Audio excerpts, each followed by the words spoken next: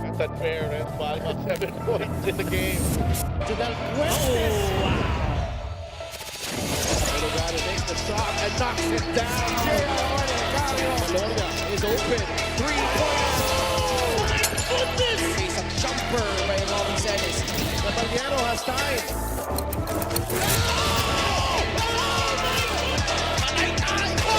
Just posterized by Scott.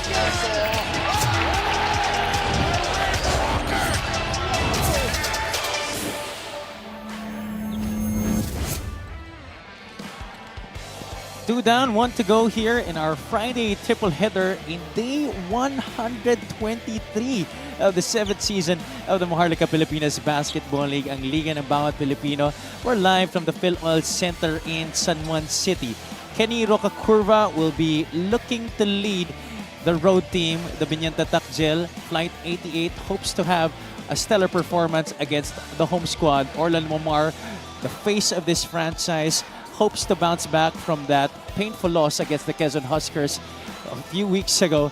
It's going to be Biñan and San Juan in our main game tonight dito sa MPBL. Magandang gabi sa inyong lahat, mga kaliga. This is Javi Palanya, joined by Coach Mike Perez. Coach, both of these teams coming from painful losses. Itong Biñan talo sa Caloocan, while itong San Juan natalo nga sa Quezon. That was a really painful loss in Lucena. Despite these two teams coming off losses, itong San Juan for the most part, they have been very dominant. That loss stopped a 12-game winning streak, while itong Biñan, contrasting yung mga nangyayari sa kanila in terms of the team standings. What can both of these teams fine-tune coming into this matchup? Well, I feel it's really more of the efficient execution on both ends of the floor. I mean, rim protection, I think, is going to play a key role for in this game. Could be favorable for Biñan because hindi ganun karami ang rim protection para dito sa San Juan. But when you talk about efficiency, San Juan is one of those top in that department. Abangan natin which teams will be able to execute to a T in this game. Mapapanood nyo ang Liga ng Bawat Pilipino on our YouTube channel as well as on Puso P and Smart Sports. We're also live on Solar Sports every Mondays, Thursdays, and Saturdays beginning at 6 o'clock p.m. Carlos Timosa was stellar in the last game for the Biñan Tatakjel. He had 17 points in that matchup against Caloocan, and he certainly has played a huge role for Biñan this season, turning on his physical conditioning this season compared to past years, and it has really risen a level in his game. Yeah, even though Biñan fell short on that home game, they still got a strong performance from Carlo Lastimosa, going above his normal average of 9.4, getting 17 in that game, more importantly 11 in the second half, and then 7 of 14 field goal shooting and the 5 rebounds, pretty much way above his normal averages. And you do understand that Carlo extends himself, and just so Biñan could be in a better position. Yeah, and we know Biñan to have very talented big men. But ito si Carlo Lastimosa, he was the one who rose to the occasion. Kaya lang, for tonight, he will not be suiting up. He's in street clothes for this matchup against the Knights. So that will be a huge loss para sa kanila. On the other hand, for San Juan, we've been talking about talented big men para sa Biñan. Well, in the way of those talented big men of Biñan is another talented big man, this time on the side of the Knights, in Dexter Marquez. Even though San Juan, like you mentioned earlier, saw the end of their 12-game losing streak against Quezon, the Knights still found a solid guy in this man right here, Dexter Marquez, 19 points as well, versus his 13-point average. More impressive here is yung 11 of 13 free throw shooting and the 9 rebounds that he got. And pretty much he's the alternative to a Mike Calisan, if you may, para dito sa San Juan. And so if Mike Calisan is having problem performing, Dexter's gonna be there, and including both ways para dito sa dalawang players na ito. Pero si Dexter Marquez rin pala, he will not be suiting up as well tonight for the Knights. So both Carlo Lastimosa and Dexter Marquez wala para sa kanilang mga respective teams. So that will be huge holes in terms of the scoring para sa parehong kupunan, which will be an opportunity for other guys to step up. Now for our player matchup, we have two of the most talented big men so far in the MPBL, both named all-stars on their respective divisions. It's Mike Calisaan and a young talented big man in Warren Bonifacio? Well, Warren Bonifacio came from the Pasay Voyagers. He was brought in here for one purpose, really, to try and help out Mark Pingris and the rest of the big men para dito sa, sabi niya, samantalang Mike Calisaan continues to be that very efficient guy on the floor. Look at that shooting percentage, 67%. That's pretty high because he's a beneficiary of the really good passes of guards like Orlan Wamar, AC Soberano. Samantalang ito naman si Warren Bonifacio pretty much puts the ball on the floor and creates for himself. The rebounds, though, pretty much the same. The assists, pretty much the same. So it really boils down to scoring and efficiency, the difference between these two excellently gifted big men. Well, we're going to hear from both of these excellently gifted and talented big men from our excellently gifted and talented courtside reporter, Ms. Mika Abesamis, who is with them at courtside. Maraming salamat. We cannot deny the impacts of these two big men to their respective teams. Mike Calisaan and of course Warren Bonifacio. Magandang gabi, mga Ginoo. Warren, immediately pagpasok mo dito sa Biñan, nakita na agad namin ang impact mo. Pero dahil nga nagkaroon ng 3 losses sa strong contenders, no? Nandiyan yung Caloocan, tapos nagkaroon pa ng Nueva Ecija. Paano mo pinaghandaan tong larong to? Pero alam ko rin na pangalawang beses mo na makakalaban itong si Mike Calisaan sa season na to. So ayun, pinanood ko yung mga laban na natalo kami. Tinignan ko yung mga pagkukulang ko at yung mistakes ko na in-improve ko sa training. Then mindset lang namin ngayon na kailangan matapos itong month na to na panalo kami. Bibigyan namin lahat para sa mga taga Biñan. Maraming salamat, Warren. Anong gusto mo sabihin sa fans ng Biñan? At nandiyan rin yata si Boss Monchi ngayon. Sa mga fans ng Biñan, maraming salamat sa laging pagsuporta sa amin. Patuloy niyo kami suportahan. And maraming salamat sa mga boss namin, si Boss Monching Talisayo na nandito, si Mayor Jel Olonte. Maraming salamat. Maraming salamat, Warren Bonifacio. Mike, syempre malaking bagay na wala si Dex ngayon, no? Sa frontline, lalo puro veterano pa tong kalaban nyo. Paano ka ba naghanda? Actually, naganda ako, nag-extra ako. Tapos, syempre, may mga kasama naman kami na pwedeng mag-step up na sa pwesto ni Dex. Magtutulong-tulong lang naman kami para manalo.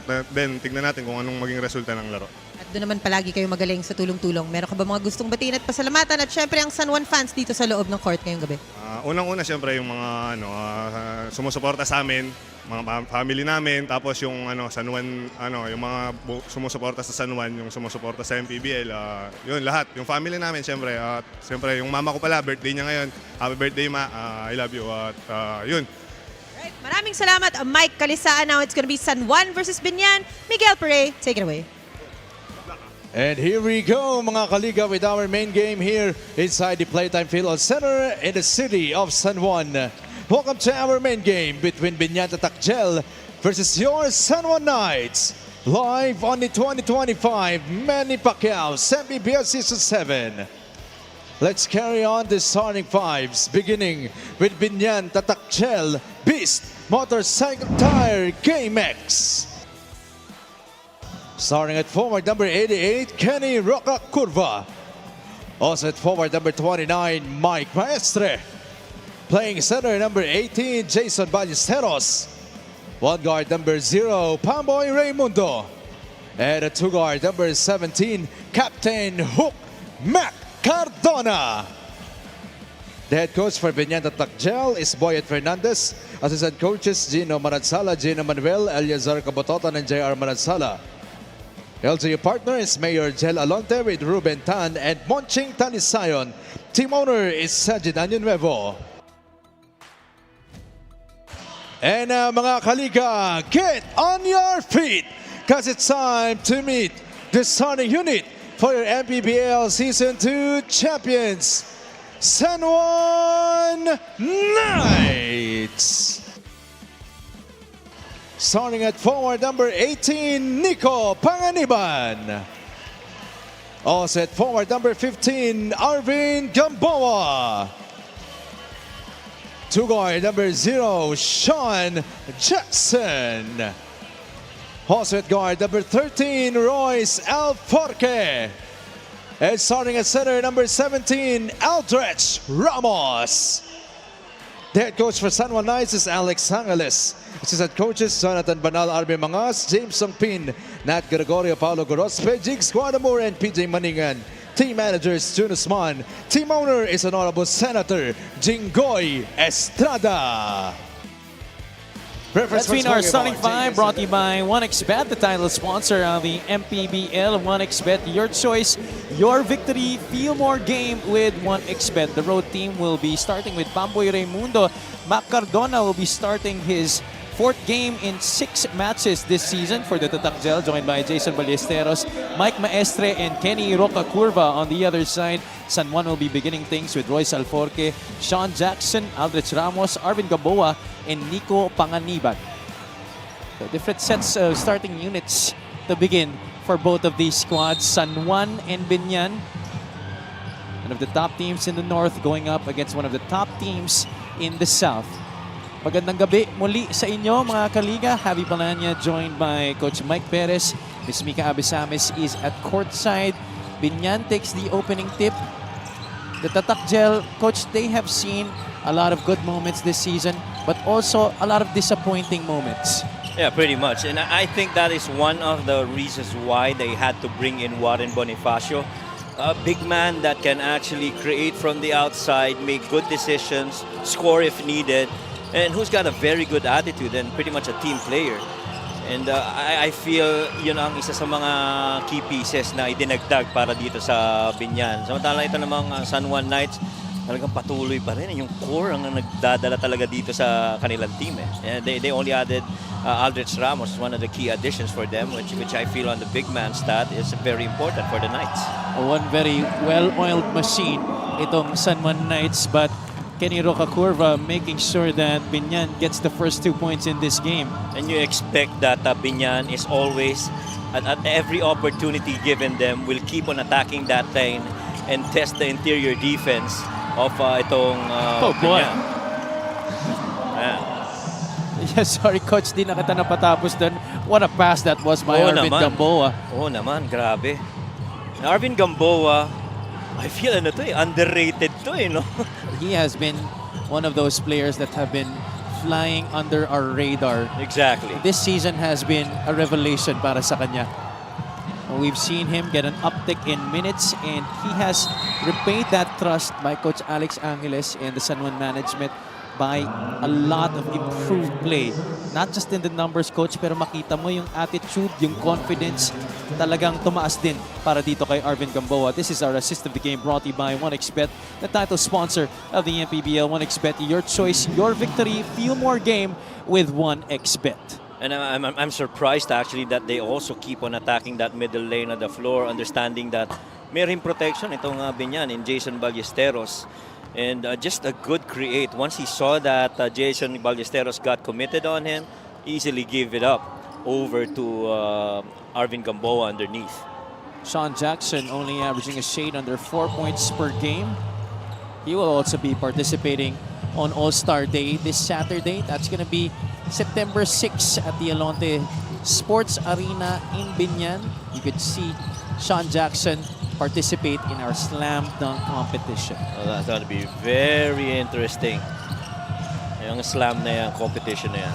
Joe Gomez Deliano is the defending champion of that contest. Of course, we will also have our 3-point shootout, our All-Star Executive Game, and syempre, our All-Star Game between the North and the South. Royce Alforque able to get 2 points there underneath, cleaning up the mess for the Knights. One thing about the Knights, they are actually #1 when it comes to bench points, roughly getting about 51 per game. And one of the reasons why they are #1 in that department is because their starters have been pretty solid. And guys just manning the field until that point in time when the bench support starts coming in and joining in the battle. Cardona, although he missed the shot, playing good defense there against the downhill Nico Panganiban. 5-2 is the count. Almost 3 minutes gone by here in the first. Ballesteros fakes the handoff. Ramos going up against his former Gilas 1 teammate. Saves it to the wrong guy. Air 88, that's Kenny Roca Curva getting it inside. A lefty that can control his balance despite the defense and the angle that he's in. And that's what makes Kenny Roca Curva very special. Well, this guy has been showing a lot of special play as of late. Ito si Royce Alforque. Oh, isa pa yan sa mga dahilan kung bakit they can afford to have AC Soberano or Lanwamar coming off the bench because Royce has pretty much been a very able starter para dito sa San Juan Knights. Meanwhile, Coach Boyd Fernandez has relied on Bamboy Raimundo for years now. From their time with NLEX in the PBA D-League to now here in the MPBL, it hasn't changed yung trust na binibigay ni Coach Boyd kay Bamboy Raimundo. Aldrich Ramos hitting from the baseline for San Juan. Good aggressive start for Aldrich Ramos sa laro na to. He has 4 points. At yan naman ang hinahanap mo rin para dito kay Aldrich. I'd like to think that he is actually pacing himself, waiting for the big games such as this one to start, you know, contributing significantly. And that's just the beauty of having a veteran big man like Aldrich who has good IQ and good range as well to make shots.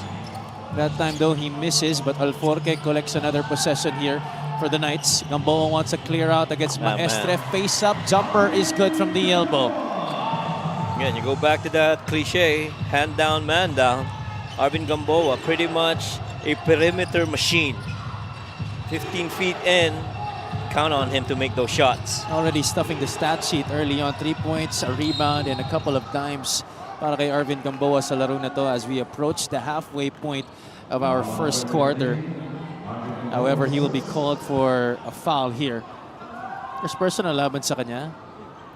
Maganda ang shooting so far ng dalawang teams na ito. 50% and 42% very early.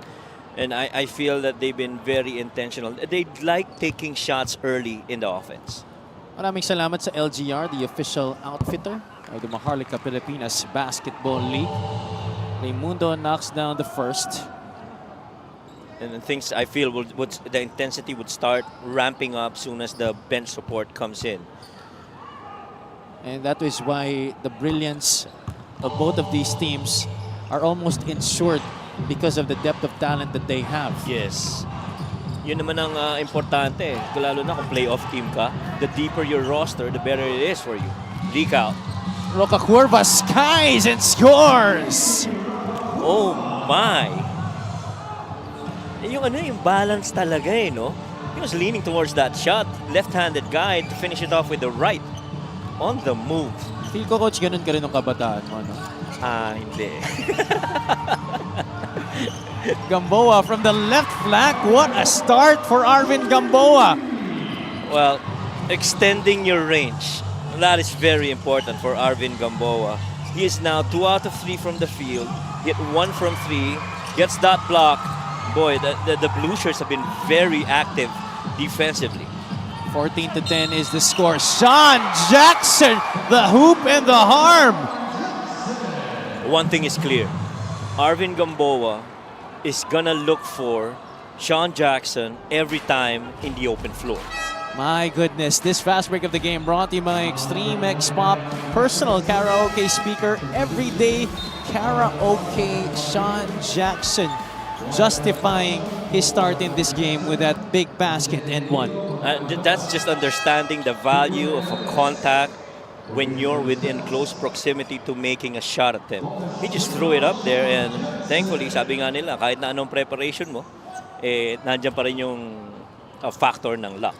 And I felt that he was lucky that shot went in.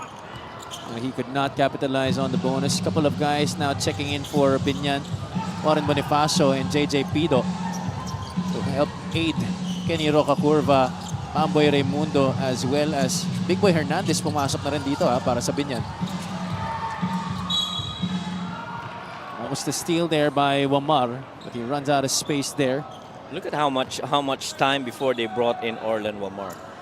It's almost just 6 minutes na walang Orlan Wamar sa floor, but the guys held the fort. And might I just say that Sean Jackson is checking on Kenny Rocacorba, and I love his defensive stats. He looks very athletic, and he's always ready to defend. Here we go again. Jackson may tangan ng bola, in and out, loses it. Ramos picks it up. Slip. Alforque, the pass to Aldrich Ramos. He felt that it was going to be a miss. That's going to be a foul from the Knights to stop the fast break.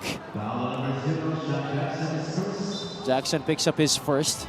This 3-point shot of the game is brought to you by Extreme One-Stop Shop Appliances. Years ago, maybe you would see Gamboa hesitating with this shot. But right now, this season, it's been a different Arvin Gamboa. Much more confident with that outside jumper. 3-point shooting Arvin Gamboa. Oh! Unblocked. Everything but the finish there for Roca Curva.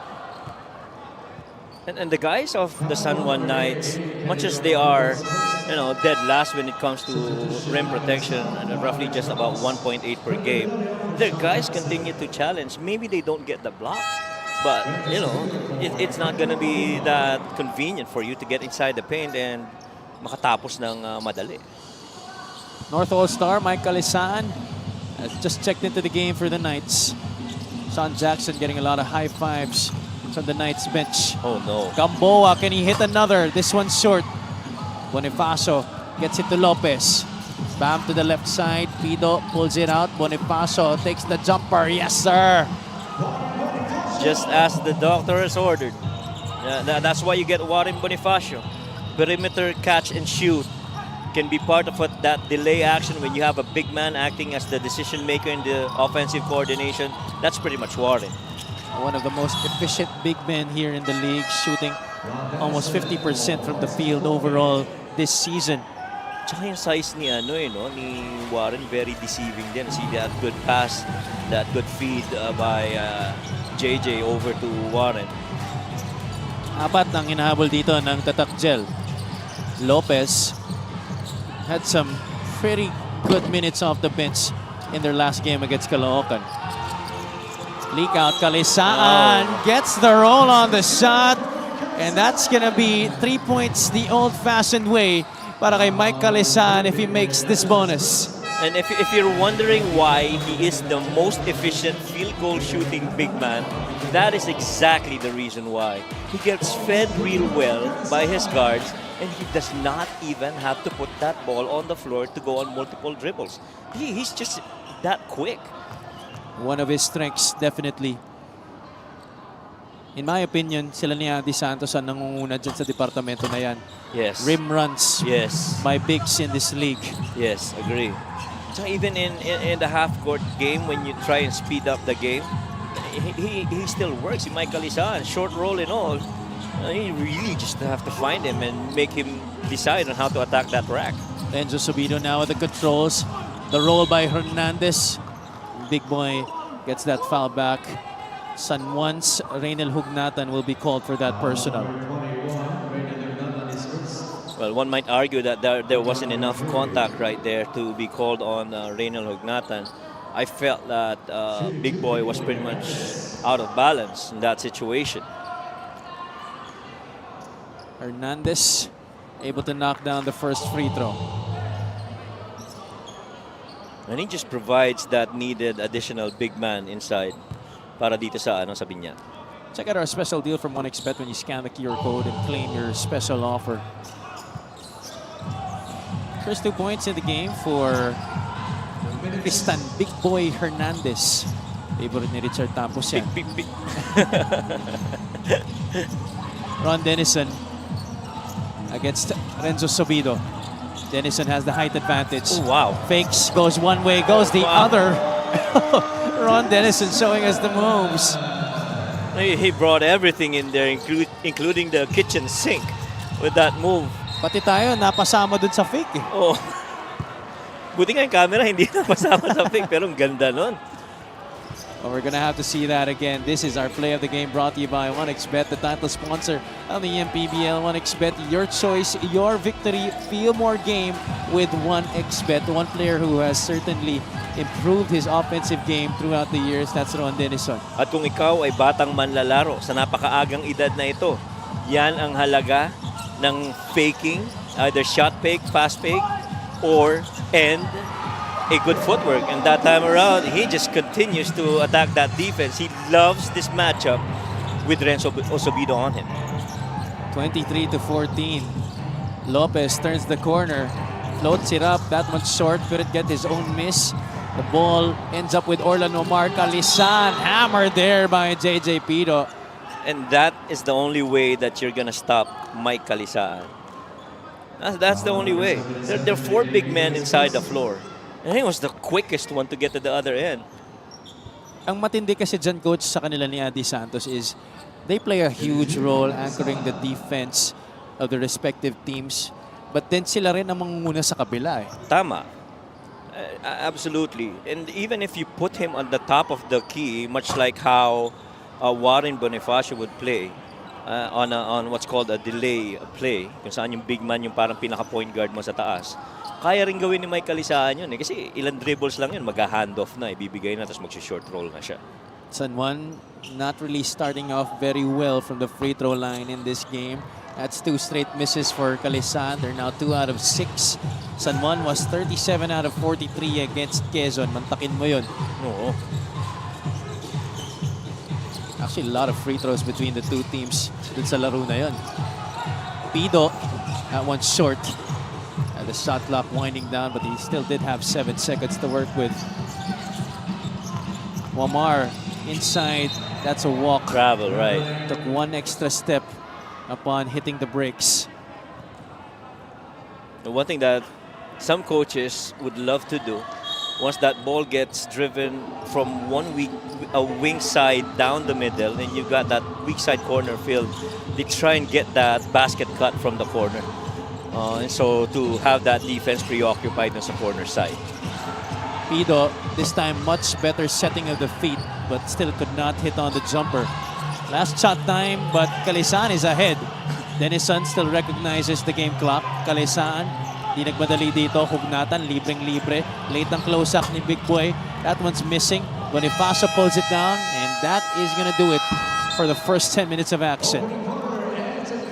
This game, so far in the first quarter, has played out as more of the profile of the San Juan Knights. 62% shooting, 31% para lang dito sa Biñan. They tried to get a lot of runs the other way. Well, guys like Alforque started well para sa San Juan Knights. Kenny Rocacurva tried to carry the load para sa Biñan. But, you know, with Arvin Gamboa being very efficient and so far has scored a total of 6 points in the first quarter alone. You know, San Juan up by 9, 23, and 14.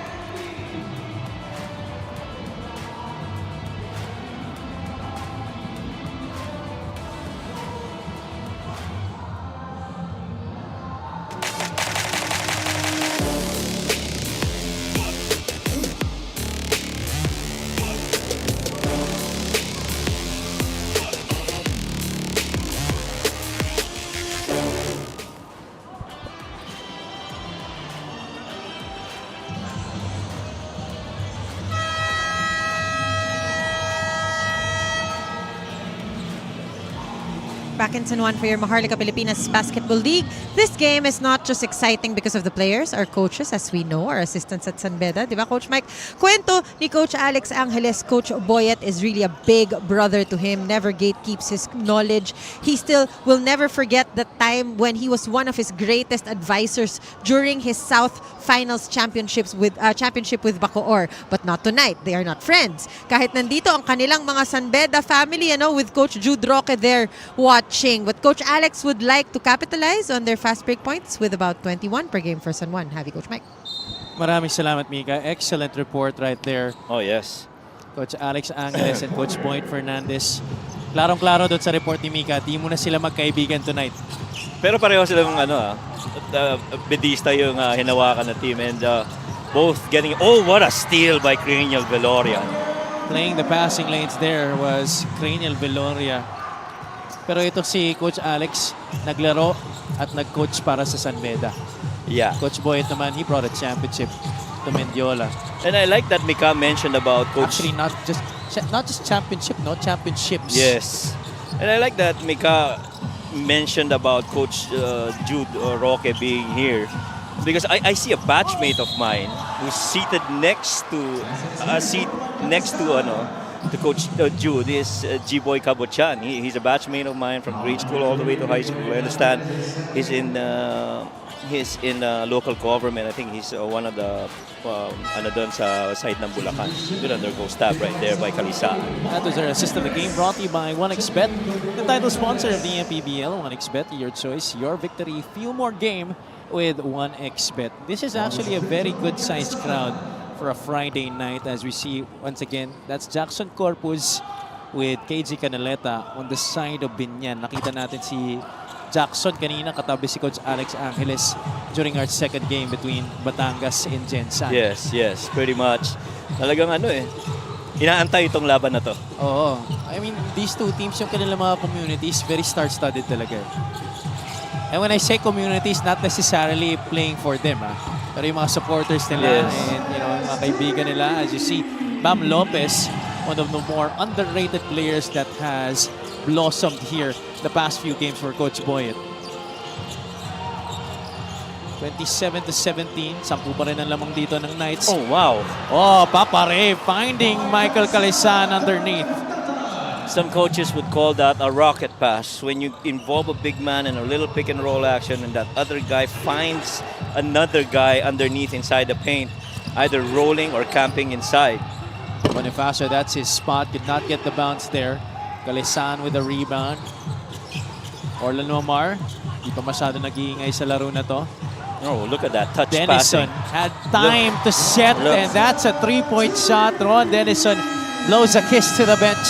Look at that touch passing by the Sun One Knights. They love going downhill. First opportunity for a fast break, they'll get it. Then they'll try and speed up the game on the half court. A touch pass involving Ron Dennison for that made three. 7 points off the bench, including this three-point shot of the game, brought to you by Extreme One-Stop Shop Appliances. This is now a 15-point lead for the Knights.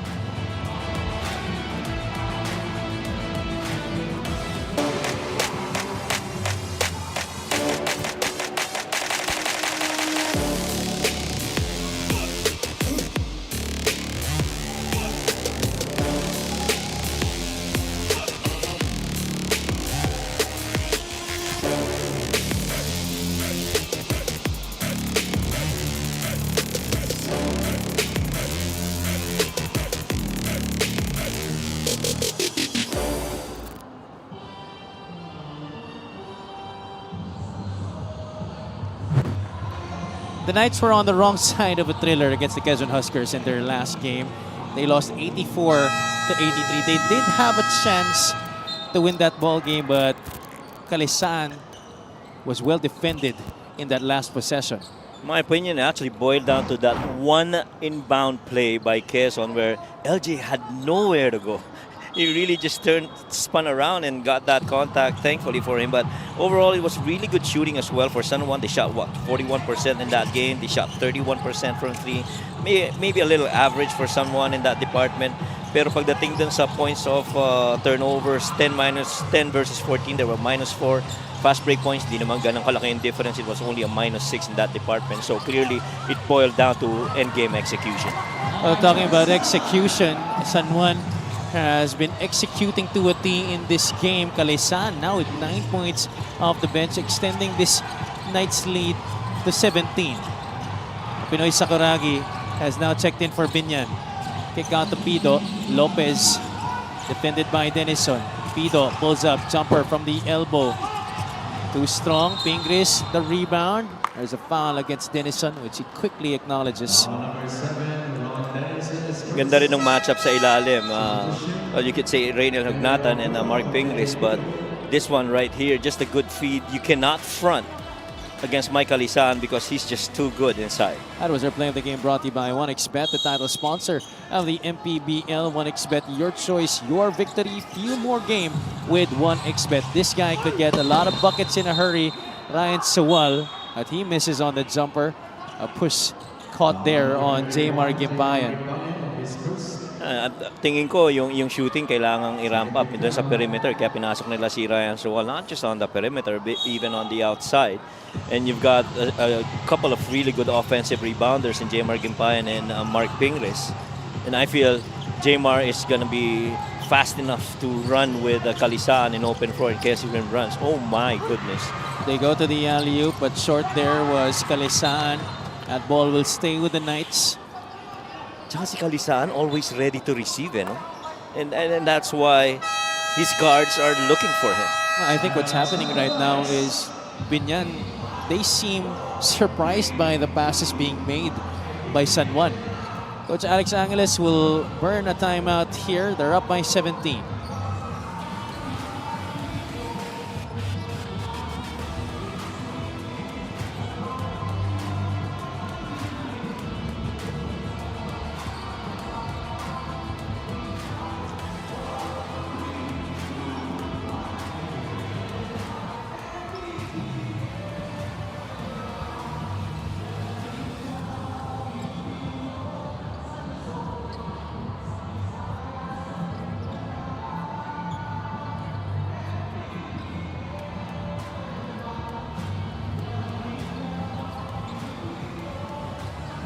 tumok. Check out our Gixxer fans of the game, born for greatness. Some fans of the San Juan Knights here on their home floor at the Phil Oil Center in San Juan. It's Friday tonight. Oh, Coach Yong Garcia doing a little bit of scouting here. Naka-red pa, parang gusto pang i-camouflage sa sarili niya. tingin ko hindi nag-i-scout, nanonood lang. Talaga. Oo. Of course, Coach Yong, the head coach of the league-leading Abra Weavers, will be the head coach of the North All-Stars this Saturday, September 6 at the Alonte Sports Arena at the 2025 MPBL All-Star Day. And you know what? Speaking of the Abra Weavers, they are so good right now that they've got they most probably might end up with 28 and 1. That's how good they are. Of course, depending when they go up against San Juan, they'll be battling them out in their fourth game, in their last fourth game. Lopez could not hit from 3. Villoria, that pass was a little bit too forward for him to have a decent shot attempt. So the Knights will set up, but a quick pass inside by Reynel Hugnatan goes to Mike Calisan, who makes quick work of the defense. For the most part, teams in the middle ball action would try and create downhill. This time, kung ifo-front mo na ifo-front si Mike Calisaan, they'll just pass it over that guy. And ang hirap nun kasi ang pumapasa si Reynel Hugnatan, ang tangkad din eh. This lead has ballooned to 19. Biñan has been in a drought for the past how many minutes already? And they have scored only 3 points so far. Calisan this time facing up against Ping. Lopez will push. Lopez goes all the way for 2. And that really just might be their best chance of scoring. Leaking out in open floor, where you most probably will only have Mike Calisan, but Mike Calisan is not always going to be down there to try and defend. You would have to contend with the guards and your bed. Oh, wow! Once again, they leave Calisan open. They were fronting him again. Denison will try to shoot another one. This time it's a miss. His first in the game. Was on a hot start sa laro na to. Pagod na si Mike Calisan. Nagbabasab na siya. Kailangan naman, hindi mo siya short yung tira na yun kung hindi siya pagod. He is still human after all. I think that's the sign. But he will come back recharged, so Biñan still better watch out. This is our fast break of the game, brought to you by Extreme X-Play. On the go speaker, take your music anywhere. You saw how far Lopez took off there. And really, I love that Lopez started sprinting downhill to try and attack that side of the floor. So Wal's got to make this. Off the back iron. That will stay with Biñan. That sure looked like tap by Pingris. And so you see Mark, palipad na siya sa kabila. Alam niya siya, huli nakatapik eh. Well, referee Karina Martin correcting herself there, and there definitely that last touch was on Ping. And Ping didn't even bother. Bumaba na lang siya. Alam niya, ako huli nakatouch eh. Cuellar, bagong pasok sa laro na to. So is Kevin Villapando. Bonifacio picks up a foul there. 13 foul on the Tatakjel. I like how Biñan is really trying to, in their best effort, speed up the game by pushing the ball the other way. And they got to be consistent with that. Now I love this pressure from Biñan also. JC Cuellar assessing the situation. That three-point shot is off to the right. And so far, this trio of Villapando, Galinato, JC Cuellar, in all the 3 possessions that they've been in, they've come up empty. And so, medyo konti calibrate pa para dito at mag-warm up. Villapando has taken on the role of trying to wrestle with Warren Bonifacio down low. That's a very tough task. You might be faster than him going to a spot, but if he claims his real estate down there, it's going to be very hard for you to stop a Warren Bonifacio. Quickness doesn't really have much of a factor when you're trying to jostle for position down low. Lalo na kung matalino rin yung player. So Wal continues to miss. That was way off the mark. Way off. San Juan into their set. Past the 5-minute mark of quarter number 2. Two-man game between Momar and Papare. Hugnatan misses. Roca Curva Good spins stop. away from Momar. No numbers here for Biñan. Nakababa na rin ang ibang teammates ng Tatakjel. Bonifacio picks it up. There Roca you go. Curva at the left corner. Attacks middle. Air 88. Able to get the basket in one. That is their best bet really to score. To find the open man somewhere outside, generate a long closeout, and attack it. Look at that. Naiiwan eh. Oh, wow. And no Was- rim protection by Reynel Hugnatan. Didn't even bother to challenge that shot anymore. But was there enough contact or... I didn't think... I think the foul was not on Reynel Hugnatan, but on the guy who closed out. Orlan Wamar? Yes. Oh, well. Well, it's on the line. And they're trying to chase a 15-point deficit. Kaya ba? Meron naman talaga sila definitely in pyesa eh. They just gotta get stops in succession and produce points as well. Well, so far, it's only Kenny Rocacurva who has been relatively successful in scoring against the defense of the Knights. 14 kalamangan nila dito. Hugnatan leans in. That's no good. There you go. Pamboy Raimundo collects it. Raimundo against Cuellar. Bonifacio sets a screen, twists it.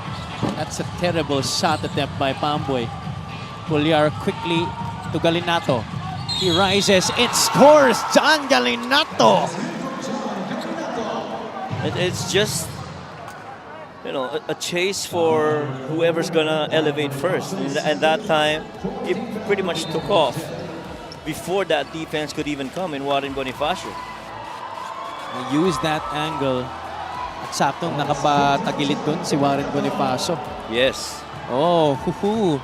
We're seeing some cheers from the crowd because this early, Joseph Ubalde has been called from the bench for San Juan. One of the hometown favorites for San Juan. A long-time player who has represented San Juan in numerous tournaments. Just Champion love story. yan. Oh, at saka sarap ng ganyan mga kwento, di ba? Oo naman. Let's see how he can impact the last 3 minutes and 6 seconds of the first half. He will be tasked to guard the Pinoy Sakuragi. Pingris backing up against Ubalde. Pingris could not score on him. Villabando pushing it. Goes to the left side. Galinato attacks Pamboy. Raimundo is right there with him. There's a foul against Pamboy. No, it's a foul. I thought referee Jay Castroverde was going to signal a travel. That was a hold. It's that slight burst of quickness from Galinato, getting him that advantage against Pamboy Raimundo and drawing the foul. Galinato, among the third stringers in this game for Coach Alex Angeles. You see there his numbers, 5.5 points per game this season. Two players rather who are not in uniform for the Knights tonight. That's AC Soberano and Dexter Marquez. That free throw was brought to you by Extreme Appliances, ang subok at kompletong appliance brand ng Pilipinas. Biñan will burn another timeout here. They're down by 19 points, 2 minutes and 48 remaining in the second.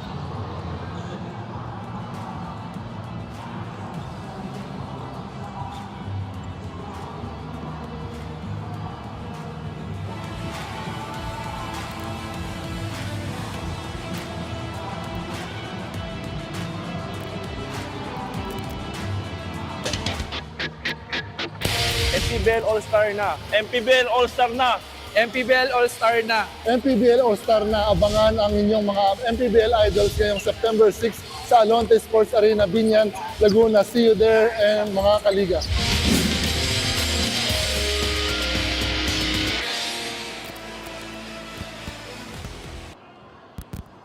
Mga Kaliga, we'd like to invite you all to our 2025 MPBL All-Star Day this Saturday, in which Coach Yong Garcia of the Abra Weavers will be coaching the North All-Stars against the South All-Stars, which will be headed by Coach Eric Gonzalez of the Quezon Huskers. Of course, aside from the All-Star game between the North and the South, we will also have our three-point shootout, our slam dunk contest, and our All-Star executive game. Orlan Momar will be starting for the North anew. Coach Boss Monsing Talisayan, the Biñan Tatak Gel, among the many celebrities on the side of the white shirts in this game. KG Canaleta also in street clothes for this one. So a lot of contributors not suited up in this game for Biñan. I just want to give props to Coach Yong Garcia, who has definitely elevated, how the style of play of the Abra Weavers. It's been a ride ever since that loss to Pasay, and everybody just woke up to the reality that, hey man, we can't just be that complacent. Yeah, and I love that he has stepped out of the shadow of Coach Randy Alcantara and has embraced the opportunity to become a first-time head coach at the professional level for a team that's really stacked with talent. So the pressure, alam mo naman yan, sobrang laki, but he has delivered. Oh, tsaka ramdam mo yung, every time that you watch him coach, you kind of feel that conviction that, hey guys, this is what we're gonna do. And you gotta trust the system, trust your teammates, and the necessary preparations involving, game day and pre-game day. Di siya nagpapadala sa talento na meron sa team niya. Pwede naman kasing relax ka na no? Lakas naman ng team ko pero hindi. Naka-prepare pa rin There's a stoppage in play here. Our referees noticing some contact underneath on the rebounds play. Basket is good for Mike Maestre. Maestre will have his basket be counted here by our officials. At may foul na may tatawag laban sa Biñan. Tingnan natin yung nangyari doon. Here you see Jaymar Gimpayan. Oh no, that shot should be credited to Jaymar Gimpayan. Yeah, that should be for Jaymar Gimpayan. Yeah, that's right. Kanina kasi yung nasabi ni Miguel Perez si Mike Maestre. Oo nga. Well, they corrected that now. Biñan still down by 16 though. Gimpayan could not convert on the bonus. Galinato turns the corner, stopped there by Roca Curva. Galinato gives it up to Villapando, who momentarily loses it. Culyar, corner pocket three, way off the mark. Reset here for the Knights. 1:28 to go in the first half. Middle ball action with the curl under, and the shooters lifting from the corners. Galinato renewing his rivalry with Kenny Roca Curva. It will go the other way. And you love how they too have been, speaking of the Knights, been very methodical with their half-court sets. But Biñan, they've been forcing some stops, Coach. Yes, agree. However, the shot making still not yet very rhythmic para sa Biñan. Hindi makakuha ng magandang rhythm Di naman yung shot attempts. It's only a +2 for the San Juan Knights. Oh, that's an open look. An open look para kay Mike Maestre. Another three-point shot para sa kanya, this time from the opposite corner. And that brings the lead of San Juan down to 13. And in here, you really just waited for Ubalde, made that mistake of trying to help out on the middle ball action with Warren Bonifacio being a threat, trying to post up down the middle of the floor, but Mike Maestre makes them pay. 54.2 seconds remaining in the first half. We'll be right back.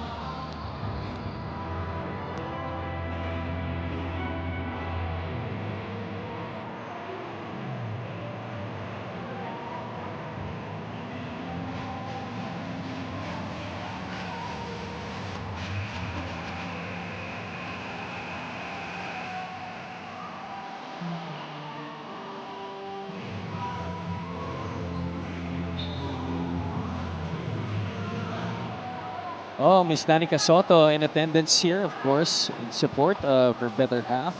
Mark Pingris, who plays for the Biñan Tatak Gel. His team, though, down by 13 points right now. They need all the support that they can get. Lots of pretty faces inside the Philoil Center on a Friday night. This is the main game of our triple header today. Tomorrow we go to Palayan City in Nueva Ecija. And then some of the fans have actually been here earlier. See that Arlene? Panahon mo yan, Coach. Oh, Arlene Mulak, right. Panahon ko That's off the foot of Joseph Ubalde. Oh Sorry, my did God. I just put you on the spot? I love that Javi put me on the spot. Hindi ako magtuturo ng iba. Akin na to. Tama ba, Jeff? Si Jeff yata kilala rin. 43-30. The Tatakjel have the opportunity to chip away at this deficit. Yeah, now they're trying to defend against Warren Bonifacio. Ooh, Raimundo had a shot attempt there. Oh, yeah. Bounces it off Villapando. All smarts right there for Pamboy Raimundo. But for the most part, Coach, makikita mo talaga the defense of San Juan has been unforgiving. That's the thing. They play both ends. And they play with a lot of mobility. No, hindi yung stand around and wait for that action. They generate actions on the weak side and even on the ball side. Rocacuerva forces his way through the baseline and draws a foul. And when you look at that drive by Kenny Rocacuerva, that just shows you that it's been not that easy to defend the primary defender right in front of you if you are Biñan.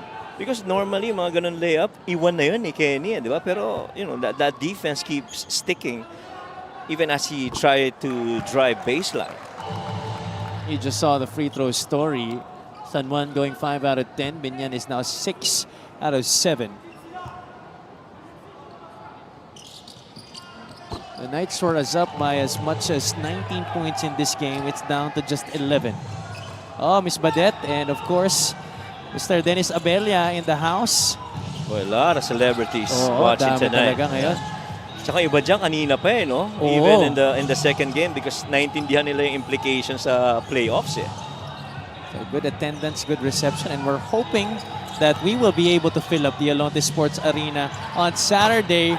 Ooh. Shot from the corner, no good. Galing kay Sabandal. Rocacuerva puts it up. Oh, no, I thought he was trying to go glass, but that was way short by Kenny Rocacuerva. That's gonna do it for the first 2 quarters. San Juan pretty much in control of this game, and that's courtesy of a lot of people, but mainly because of one of the North All-Stars, Mike Calisan, 11 points in 8 minutes. Just 8 minutes, but boy, look at the impact of Mike Calisan. And when he came in, that's where, significantly this game has shifted on the side of the San Juan Knights. The Knights up 43-32. We'll be back for our halftime analysis.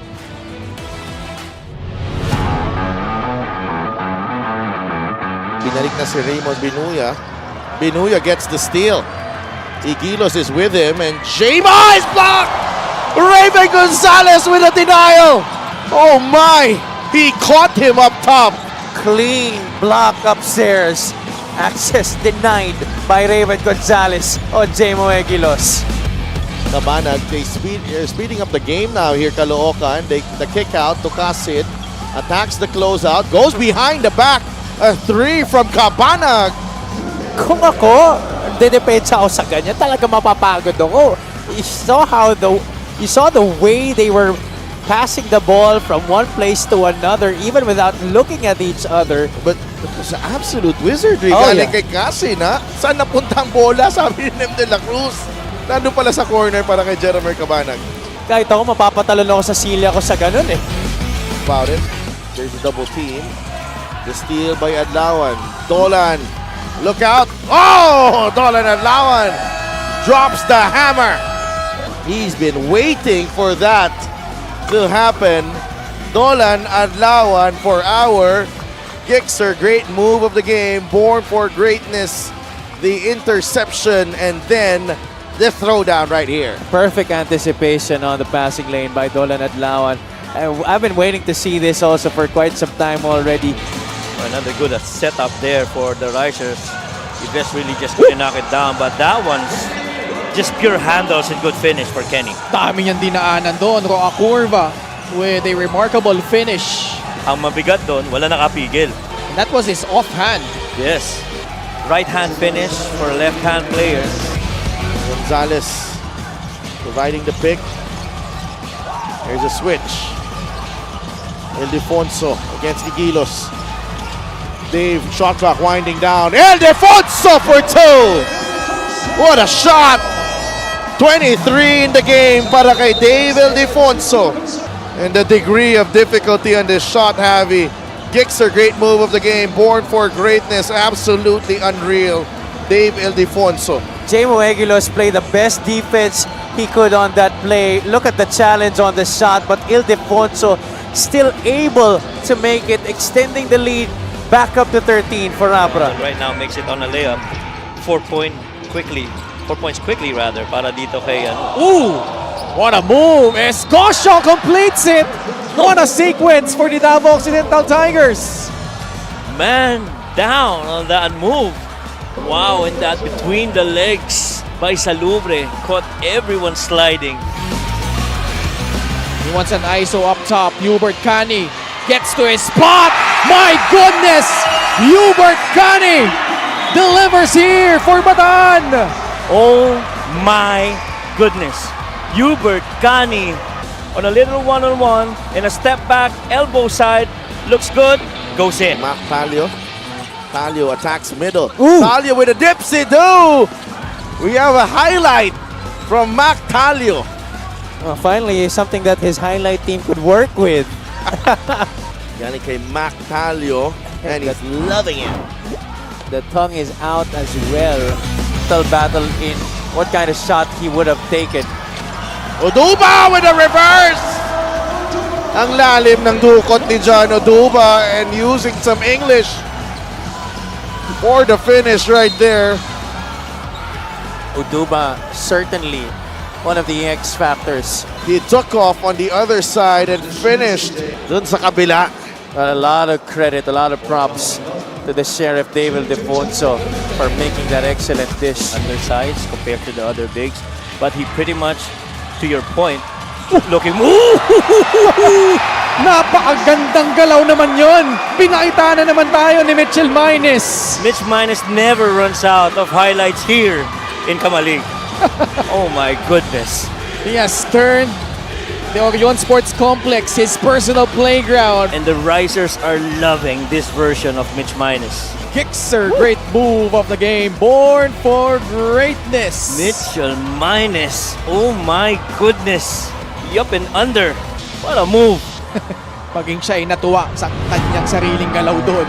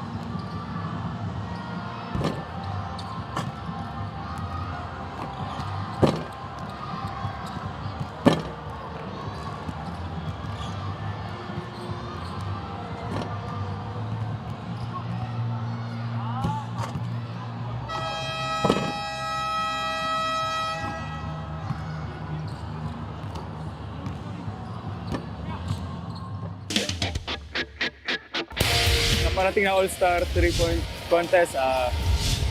Kung anong ginawa ko last 2 years ago, yun lang pa rin. Mag-enjoy lang ako sa opportunity na binigay sa akin.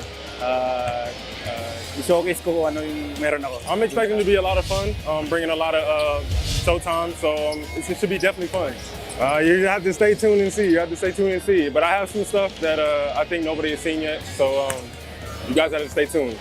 Mas enjoy, mas competitive. I ask that you guys all come and support San Juan and me as well and everybody else. I'm looking forward to seeing you guys all there. Mga kaliga, abangan nyo po yung paparating na All-Star 2025 sa Biñan. Kita-kita po tayo doon.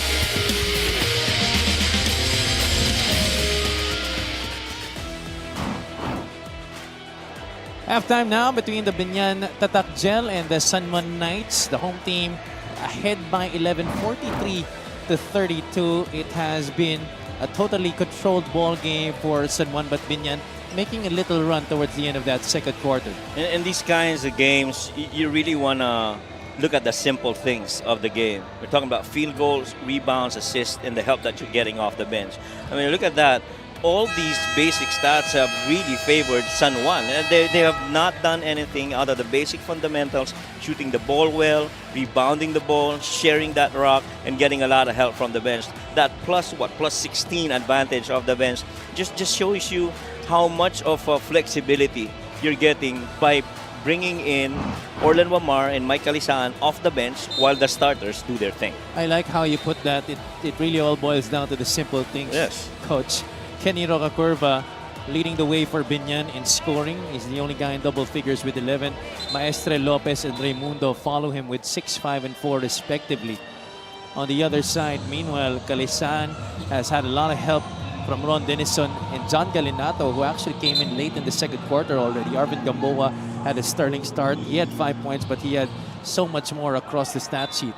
I mean, look at those numbers from San Juan. You don't see an Orlan Wamar leading in terms of scoring. You don't see an AC Soberano who is not playing tonight. But still, you've got other guys that's pretty much very capable of filling in the spots that other guys will not be available for the game. Third quarter now underway between Biñan and San Juan. Happy to have you with us. Javi Palanya joined by Coach Mike Perez and Miss Mika Bisamis. Bonifacio going to work right away. Fall away jumper no good. He's joined by Raimundo, Rocacurva, Gimpayan, and Maestre. San Juan has Collar, Wamar, Ramos, Nico Panganiban, and Mike Calisaan, the two-time defending three-point champion, could not hit from downtown. Raimundo kicks it out to Rocacurva. Passes it off to Pamboy. Raimundo for 3. Siyang susubok sa ang nakashoot. That's a good start here for Biñan. At least you're puncturing the hoop, finding the bottom of the net, and scoring. Now you're defending. You got to score the other way now. Rocacurva looking to finish. Leans in off the glass. No good. Gets his own miss. Second serving is good for Air 88. A good run so far to start the third para dito sa Biñan. And I like that they do it with a lot of intensity. This is down to a 6-point game from a high of what? 19. Wala pang 2 minuto nakakalipas dito. Biñan off to a good start. Omar uses the Calisaan screen. Omar gets Rocacurva on his feet. Stolen by Raimundo. Kenny, the sidestep and the beauty by Kenny Rocacurva. This is an expected timeout right here. Basket timeout. You're getting these guys getting on a run, and you have to respond. 7-0 run here by Biñan. This is our fast break of the game, brought to you by Extreme Cool Air Conditioners. Ang Extreme magpalamig, free installation for split-type air conditioners. Somebody's got to put an aircon on Kenny Rocacurva. He is hot to start the third. This is just a 4-point lead for the Knights.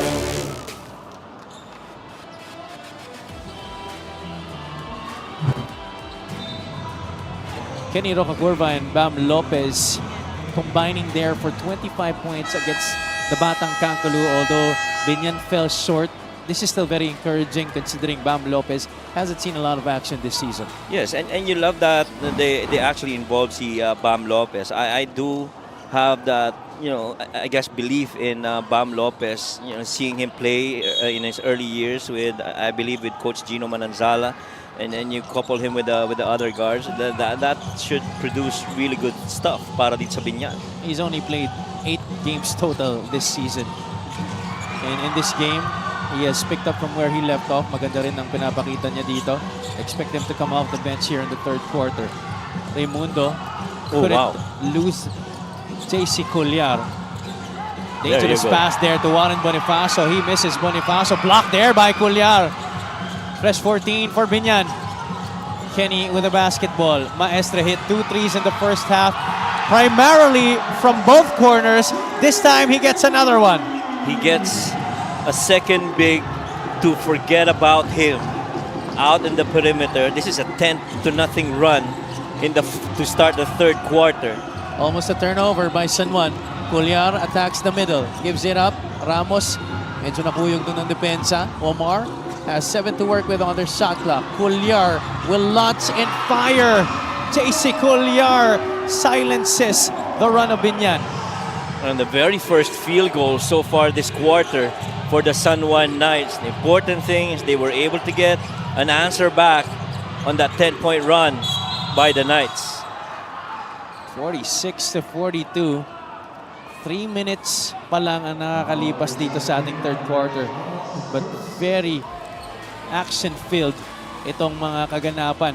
It took a ball reversal to the weak side of the floor in a catch-and-shoot situation to lead up to the very first field goal of the San Juan Knights, courtesy of JC Colliar, who I just want to say did a couple of really good defensive, interruptions in the previous play para dito sa San Juan Knights. Maestre misses. Gimpayan could not follow it up. Raimundo straight away 3. That is down para kay Pamboy Raimundo. Playing with a lot of confidence now. They understand, hey, we got these guys figured out.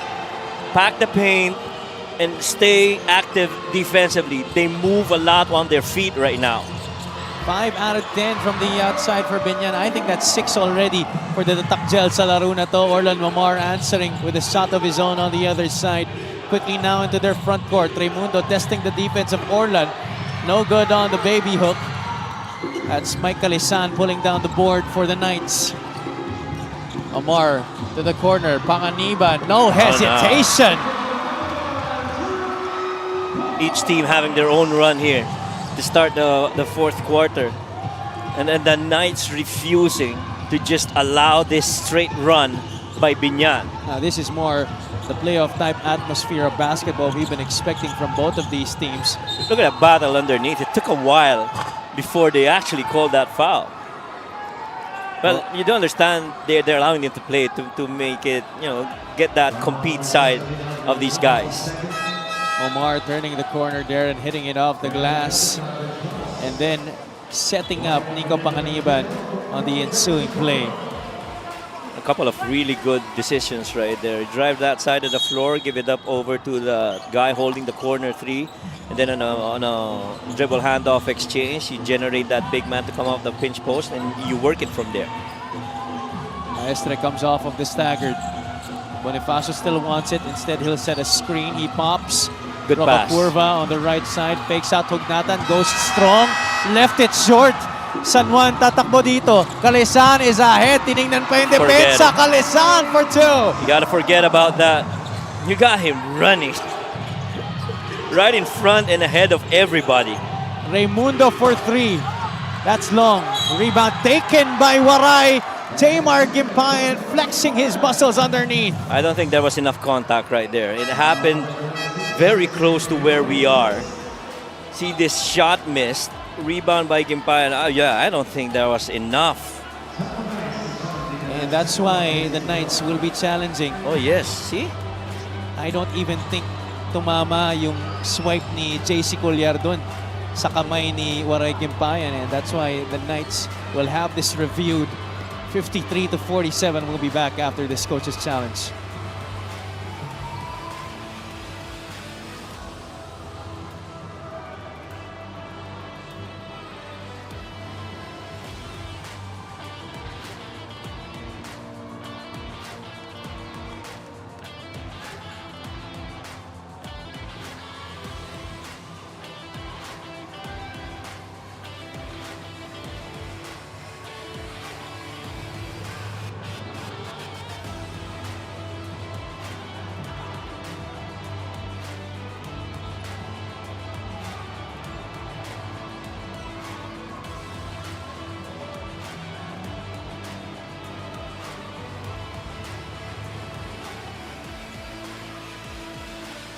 Upon review, the challenge was successful.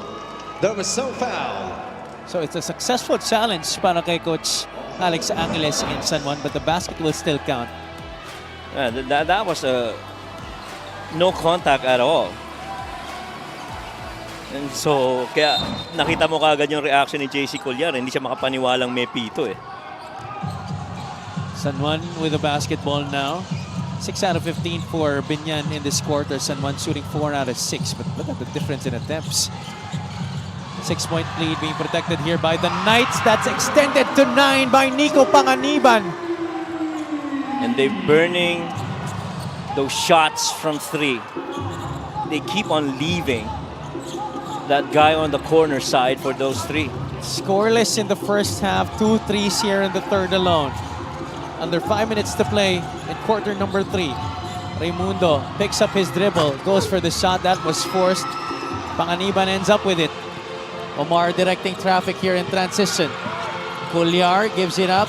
The trail by Papare. Hugnatan will miss. That's off the back iron. Biñan left on the other side. He was complaining he wanted a foul. Nung hinabol ni Kalisaan, no? Mismatch recognized there by Mike Maestre. Omar trying to go gamble for the steal. And that's going to be a foul laban sa kanya. Macma Cardona will check back into the game. I felt Orlan Wamar was really trying to steal that ball away from was that Warren Bonifacio underneath. But really the intent was to try and peel off and allow Reynel Hugnatan to instead cover Warren Bonifacio. But he got caught with that foul. 56-47. 14 on the shot clock here for the White Shirts. Biñan receives it beyond the three-point line. Raimundo Flex action. goes to Roca Curva. Uses the Biñan screen. Raimundo step to the side. 3 might have been blocked. That one was short. Calesan pulls down his 7th rebound of the game. That was a good setup though on that 3-4 Pamboy Raimundo. Long rebound goes to Nico Panganiban. He doesn't waste any time. Flips it up and in. Nico Panganiban. Oh my.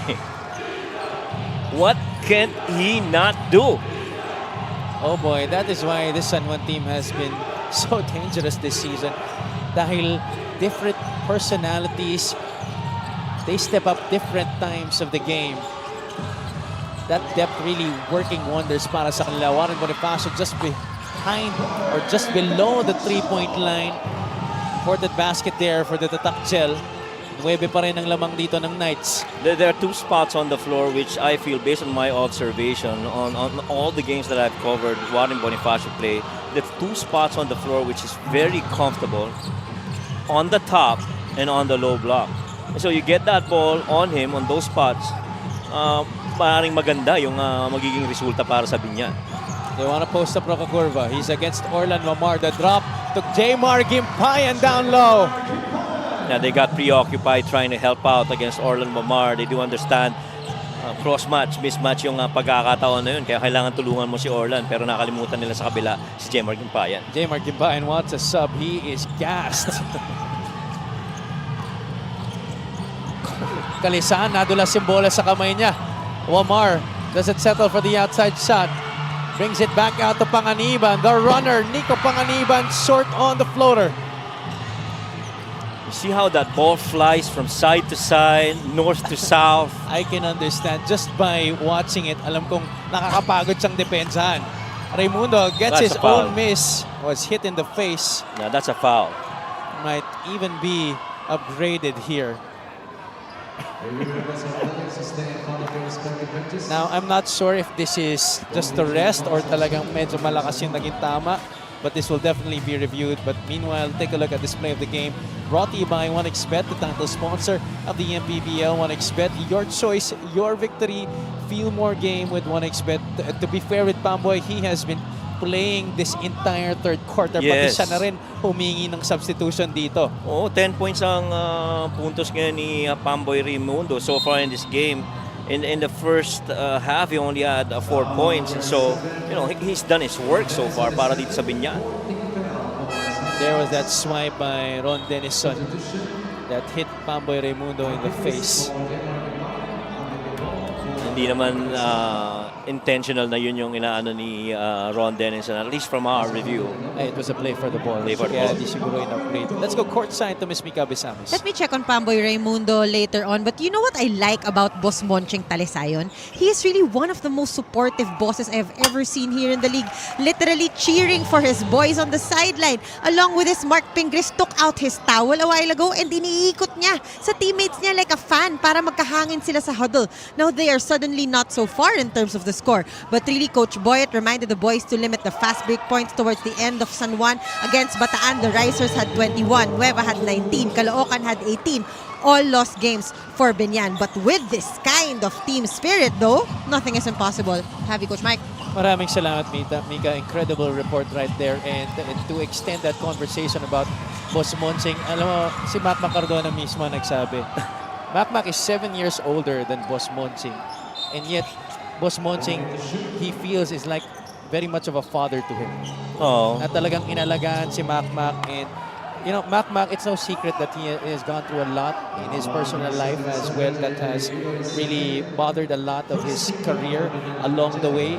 But Boss Monching, he truly believed in Mac that there is really a lot of good in Cardona. And look where Mac is right now, back on his feet and so happy again with his life. Yeah, ako, alam mo, I'm just a guy that's looking from the outside in. I follow him on social media, si Boss Monching Talisayon, and it's just his fun-filled spirit. Oh, you know, that love for and that passion for the things that he does.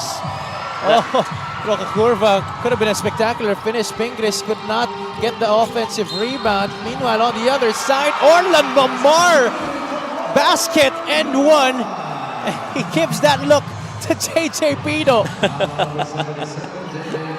Well, alam mo, ang ganda rin naman ng pag-stay ng depensa ni JJ Pido. Hindi niya hinayaang maiwan siya. Pero once you open up that hip, you are technically allowing Hindi him lang pala look.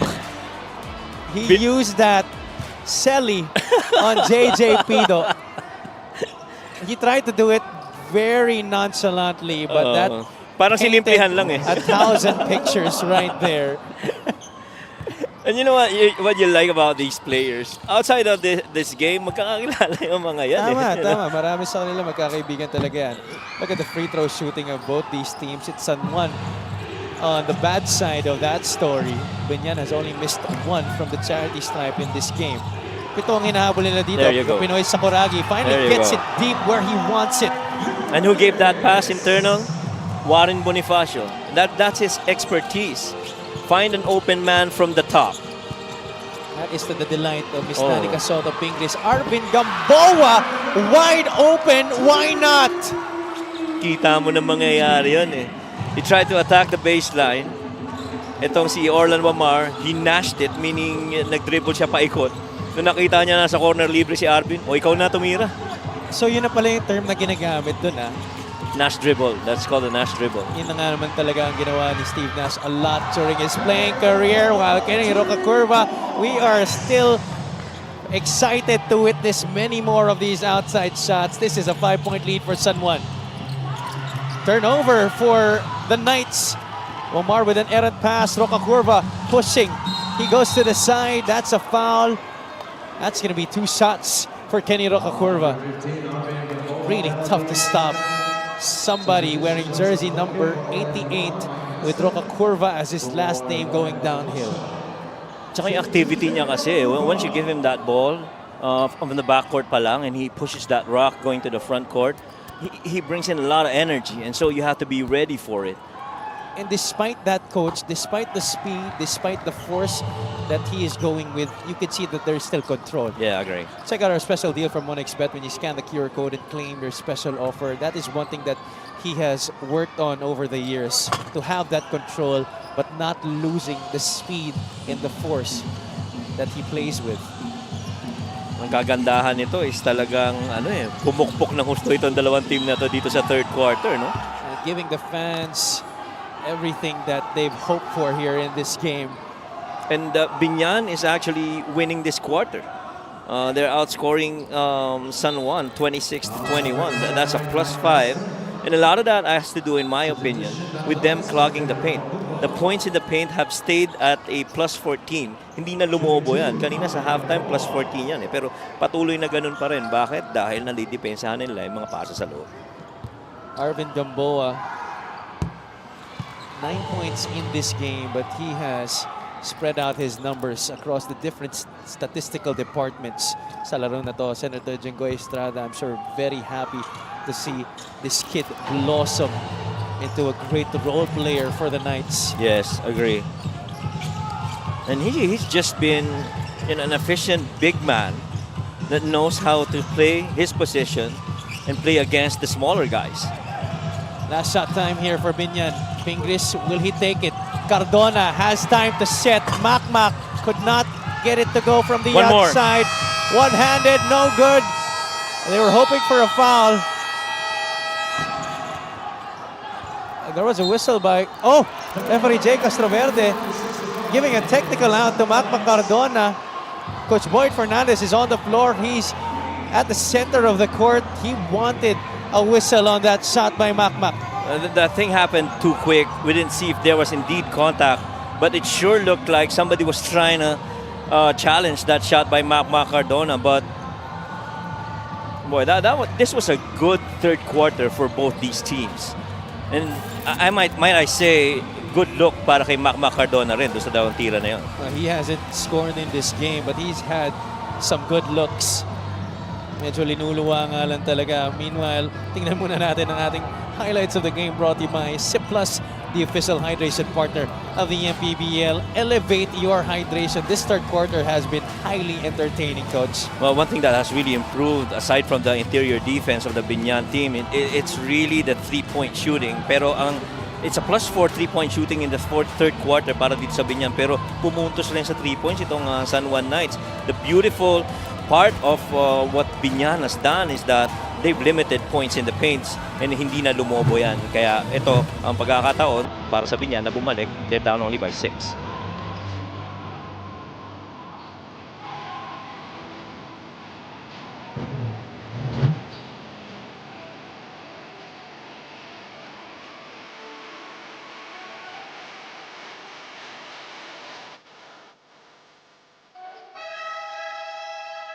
Technical foul on number 17, Mac Cardona, for unsportsmanlike behavior.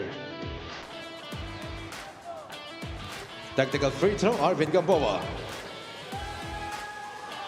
So there you go. A technical foul was whistled before the end of the third quarter on Makmak Cardona for unsportsmanlike behavior. His shot, he missed 2 straight shots actually at the end of the third quarter. This was the shot he thought he was fouled in. There was a lot of As he was contact going on the down, body. right? Yeah. As he was going down. That's what he's trying to contest. And right away, he went up. Referee Jay Castroverde didn't want to have any of it. 66-59. Cardona will stay on the floor here. He will be joined by Bam Lopez, Mike Maestre, JJ Pido, and the Pinoy Sakuragi, Mark Pingris. San Juan has Alforque, Beloria, Gamboa, Denison, and Papa Ray, Reynel Hugnatan. Denison could not hit from the outside. Now, if you're Biñan, you're in a good spot. You're down only 6 after being down by as much as 19. And you're making it difficult for them to create anything. Makmak for 3. Oh, Cardona continues to miss.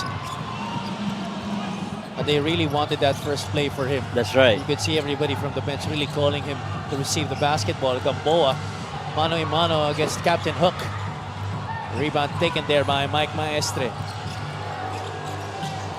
66-59. Score off of here and bring it down to 4. Maestre left all alone. One fake to get Alforque up in the air. And that's 2 points more for Biñan. The Maestro's been pretty much the silent operator para dito sa Biñan Tatak Gel. He has one of the best field goal shooting so far para dito sa Biñan. Shooting at half of his shots going in. And he has helped keep Biñan afloat in the most trying times of this ball game. Cardona sets for 3 anew. This time he knocks it down. Captain Hook for 3. You can't put somebody down, especially if he intentionally wants to knock down the shot. You see that good spirit coming out of Sir Monching Talisayan. Talaga nga namang todo suporta para dito kay Mac Cardona. Oo naman.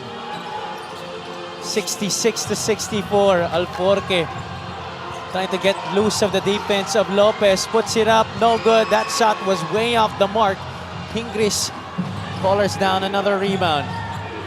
Well, if this fourth quarter was the start, and this is a poised game. Oh, they're really looking to Mac here. Yes. Again, and they want to variate the point of attack. Now they want him posted up against Cranial Veloria. Size advantage pretty much on the side of Mac. And once you get that ball down on the low block, you know what that little hook shot can do for a Mac. Bam Lopez leaves it for his kuya, Mac Cardona. And despite the many misses in this game, he knocks it down. Boss Monsing Talisayan, Boss Ruel Condo, Jonathan Gray, KG Canaleta, all of them having a good time on that sideline after that Cardona three-point shot. And you have to love how Bam Lopez actually slowed down to allow Mac Cardona to set that shot very well. Pido barely using that screen set by Maestre. That pass too high for Lopez. I felt ang aga nung alis ni JJ dun sa screen, no? Parating pa lang, was it Mike Maestre who was giving that screen? Parating pa lang umalis na siya. So, it's very important the timing of your screen, because it really just gives that trigger for the other guys to start moving. And Mac Cardona now gets the bench. And he's been an energizer so far para dito sa Biñan. Which is what Biñan has needed in this game. Exactly. And this is just what, a 2-point game. More than 2 minutes just gone by here in the fourth quarter, Coach. Ang daming nangyari. Aldrich Ramos near the elbow, no good. Ramos has not been able to continue on his good start sa laro na to. Bam has been a good alternative point guard in lieu of a Pamboy Raimundo. Ang maganda sa kanya, Coach, you don't know what to expect from him. Yes. And Lopez has proven to be a willing orchestrator, but at the same time, not afraid to try and get shots of his own. But that time, though, he turns it over. Well, only because everybody just compacted that paint and there was really nowhere else to go. He had no one on the corner to try and release that pressure. Backdoor, not an option there para kay Nico Panganiban. Breaks free of the defense of Ryan Sewell. Gets his own miss. Kicks it out. Galinato from the corner. Yes, sir! All of the previous shots of the San Juan Knights, in my opinion, have been out of the character. That was the first shot that truly looked like a San Juan Knight shot. 69-64. Pido still has it. Pingris with the screen. They repeat this setup. Pido this time takes it to the hole. They called for that zipper play, which was really a side ball screen with everybody out, and just allowed Pido to make that decision. Galinato attacks. Blocked there by the Pinoy Sakuragi. Lopez in transition. Ramos is in front of him. He'll pull it out. Ramos still continues to be in front. Instead, they go to Ping. Mark double teamed here. Goes baseline. That's a travel on Mark Pingris.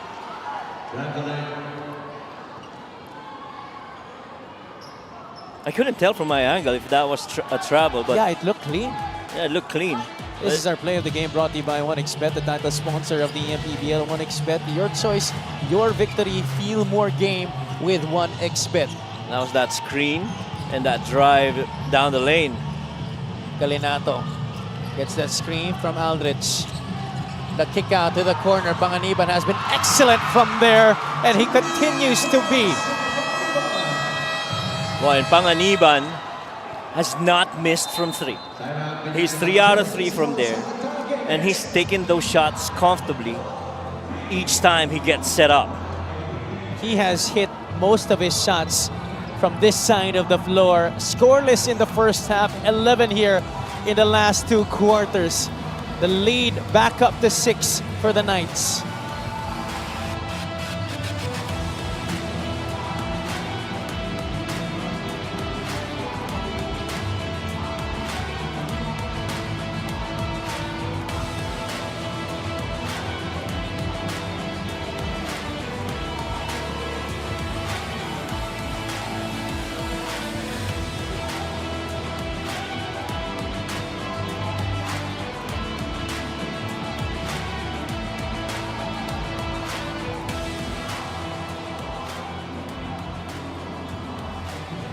Check out our LGR Sportswear fan outfit of the game.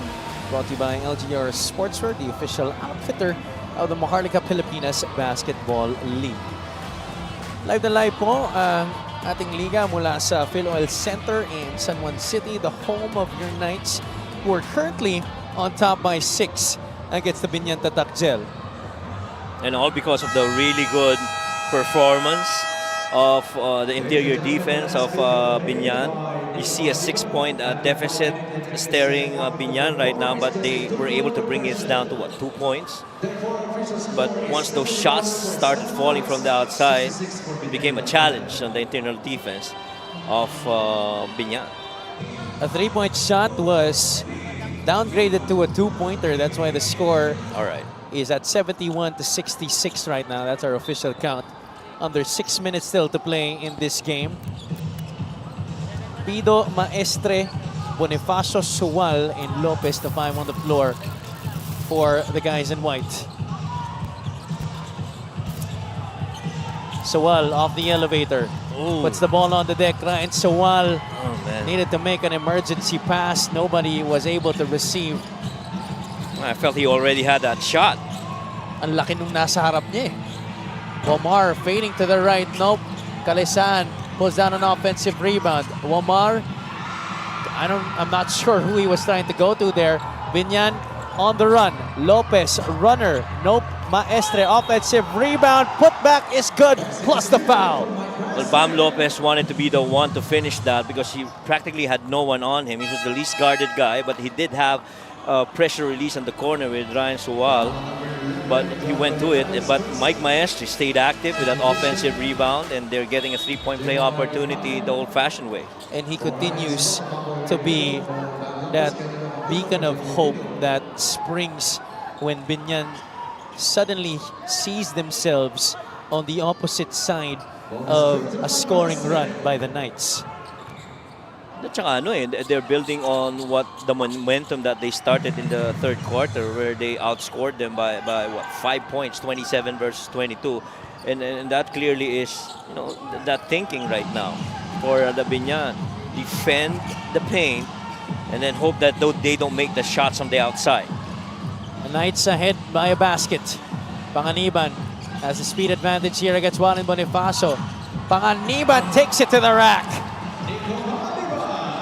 Nico Panganiban, his shots, his makes, and his looks have weathered the storm para sa San Juan Knights. And how impressive is it rather to have a player that's practically been rather passive in the first 2 quarters, only to turn up the switch in the last 2 quarters. Oo, totoo ka dyan.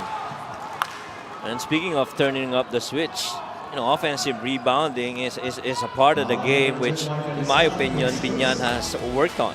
This is our Gigs a Great move of the game, born for greatness. This is the guy that we were just talking about, Nico Panganiban, blowing by the defense of Warren Bonifacio. But you love Warren Bonifacio defending inside the paint, but if that ball's going to come from the outside, then it's going to be a foot race downhill. May maiiwan siya, especially with the guard as quick as Nico. Roca Curva now has 20 points in this game after that missed free throw. Biñan is 12 out of 15 from the line. Raimundo turns the corner, push shot, wala na pa sobra, medyo matulis. That's going to be a foul against Biñan.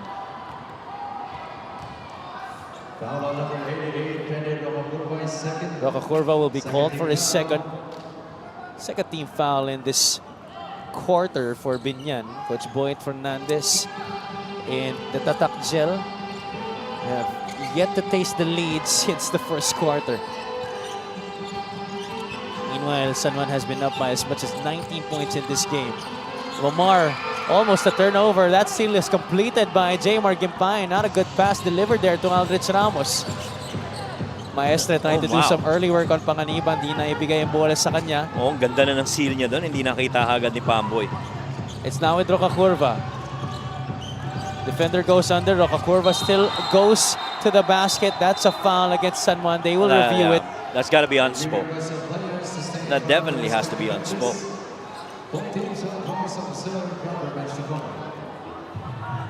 Take a look at what happened here. Driving down the lane against Aldrich. Aldrich got pressure to defend.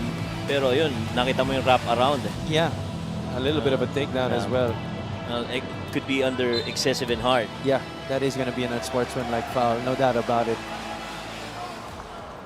I don't think you could argue that it should have been otherwise. Yes. And how about the adjustments that Coach Boyet for Hernandez has really worked on? Isa nga yun sa mga highlights ng game natin na ito. And the coaching, the chess match between two friends in Coach Boyet Fernandez and Coach Alex Angeles. Yes.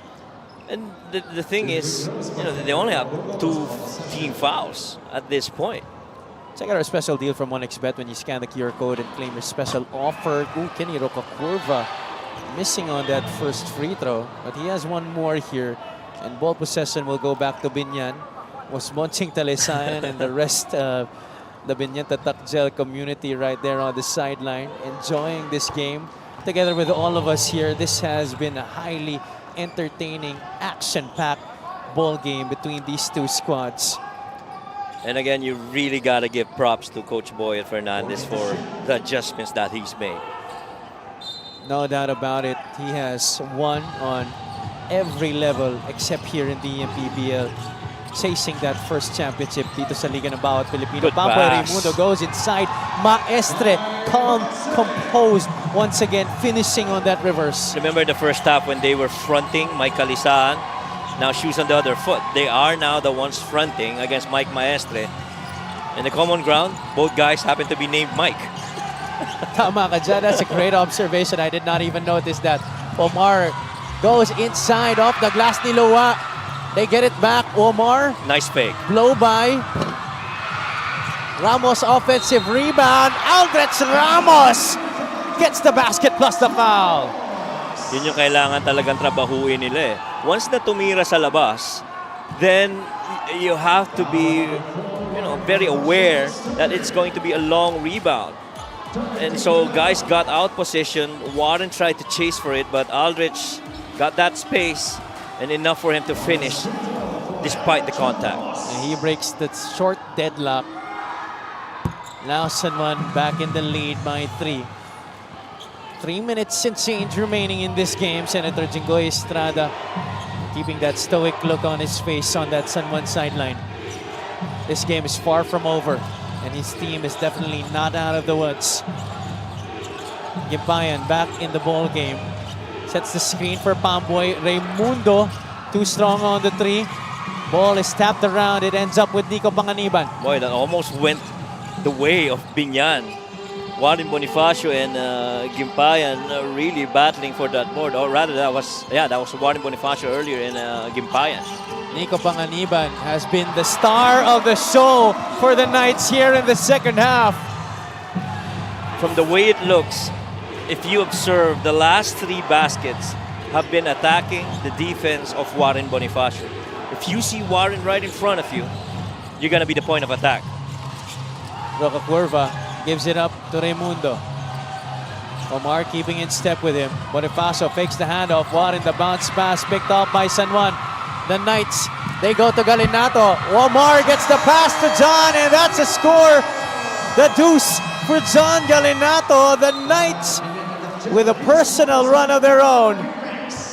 Well, amidst this pace, they really have stayed in control. Started with interior defense. They got that deflection. It was off to the races, and Galinato with a gracious left-hand finish. That fast break of the game is brought to you by Extreme Cool Air Conditioners. Ang Extreme Magpalamig, free installation for split-type air conditioners. These Knights are hot. They're on a blistering 7-0 run after things were all tied up at 73. 2 minutes remaining in this game. Kapit po, mga kaliga.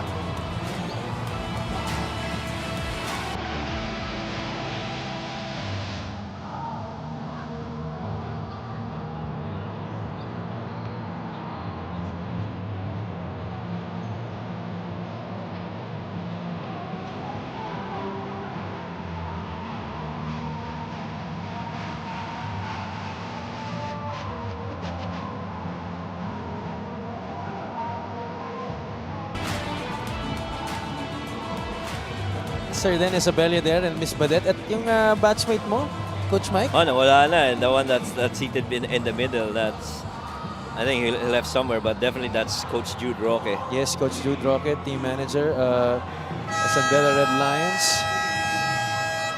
The Knights ahead by 7 here against the Biñan Tatakgel on the heels of a 7-0 run after the Tatakgel were able to tie things up at 73. Ganun kabilis in a span of maybe, I think, less than a minute, Coach. You just saw Operations Chief Emerson Oreta and Security Head Rudy Distrito. I'm sure Commissioner Kenneth Duremdes is also watching this game. Danica Soto Pringles in the house together with their son, who I heard is also one hell of a player. Last 2 minutes here between the Knights and the Tatakgel. Warren Bonifacio against Aldrich Ramos. He stripped. The Knights complete the steal. Now that paint was clogged. Daming tao sa loob. Didn't have that good space for Warren to operate on. They anticipated that they would go to Bonifacio. Panganiban going downhill once again. This time it's no good. That's gonna be off. I'm not really sure who. They're gonna review it. We're under the last 2 minutes. This is our assist of the game brought to you by 1xBet, the title sponsor of the MPBL. 1xBet, your choice, your victory. Feel more game with 1xBet. Beautiful feed leading up to that basket by Mike Maestre. Tsaka ano rin poised rin si Pamboy Raimundo when he gave that feed. Coach Alex Angeles and Coach Boyd Fernandez using this opportunity to huddle up their respective players. This game is not yet over. 1:27 remaining. 3-possession ball game, but you cannot count out Biñan just yet. Our referees are reviewing that last out-of-bounds play. Boy, but what a ball game this has been, Coach. Oh, yes. San Juan was up by as much as 19 points sa laro na to. We thought Biñan would never get back from it, and yet the Tatakgel showing immense resolve. Different players contributing to their cause. Mike Maestre has been solid. Pamboy Raimundo, Mac Macardona also coming in with a lot of energy. J-Mar Gimpayan also contributing in his own little way. There you see AC Soberano. He will be participating in our 3-point shootout on All-Star Day this Saturday, September 6 at the Alonte Sports Arena in Biñan. The ball will stay with San Juan upon review. And what really has made this game interesting is given na yung pace ng San Juan, pero yung adjustments ng Biñan has really been the wonder of this game. Omar, catch and fire, no good. Rebound taken by Maestre. Time not really on their side, but this is still definitely very much of a winnable ball game para sa kanila. Oh, you gotta take that. Maestre, he was perfect from the outside in this game. Exactly, that's what I was saying. He was free right there for a good couple of seconds. He was actually looking for what's called a side weave to initiate some action on the 3 side of the floor, but he didn't find anyone. Well, he felt it was too early in the shot clock. And here he decides to put the ball on the floor only to lose it. It will be a baseline throw-in para sa kanila. He did the defense a favor right there by going inside the paint. Yeah, both teams will take a ceasefire here. 1:08 na lang natitira dito. Must score possession here for Biñan. We're gonna stay on the air here. Boy, the Knights have really turned to their defense and a lot of capable shot makers here in the end. Ryan, ikaw rito, Juan. Ikaw rito, Waray. Pamboy, ikaw to, Pamboy. Ikaw to, Mike. Curl. Shoot ka. Screenan niyo si Juan, ha? Tama ako to. Pag ito kinuha to, screenan niyo to, slip ka rito, Warren. Okay? Ulit. Warren. Warren, Waray. Ryan, Mike, ikaw labas. Wala. Pamboy, curl mo muna. Boy, pag curl mo, set ka dito. Kenny, balikan mo si Mike. Si Mike lang. Kenny, Then, set up mo ha. Pare, abulin nyo yung tao ni Ryan ha. Ryan, take that shot. You just heard the huddle of Coach Boyd Fernandez in the Biñan Tatak Gel. They're down by 7 here. Yeah, gusto nilang tumama yung screen para kay Ryan. And definitely, this is a shot and a play that's set up primarily for Ryan Suwal. And sigurado ako ang San Juan Knights inabangan na yan dahil they inserted back Ryan Suwal on this game. That was the last time out for Coach Boyd Fernandez in this game. True enough, they go to Suwal. Suwal drops it off. Gimpayan could not finish.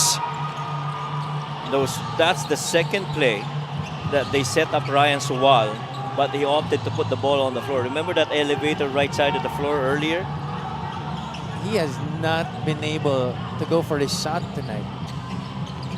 And he's definitely one of the three-point guys para dito sa Biñan. Yeah, and we know him to be that person to get points in a bunch. Yes. Roca Curva going downhill, draws the foul. 2 free throws para kay Kenny Roca Curva. 34.9 seconds remaining in this game. Gambo with a foul. Get a free throw right here. Get a couple ones. The question now is, do you try and get yourselves in penalty so that it'll be a free throw game? This free throw of the game brought to you by Extreme Appliances, ang subok at kompletong appliance brand ng Pilipinas. Because at this point, the San Juan Knights so far are 60% from the line, and so if you want to play the percentage, I'm not sure how they're gonna look at this. Pero definitely, ang first option dito is makakuha ng steal. San Juan will burn one of their final timeouts. They're gonna have one more after this. Knights already in the penalty, but Biñan still has one more foul to give before they get over the limit. We'll take a short break here.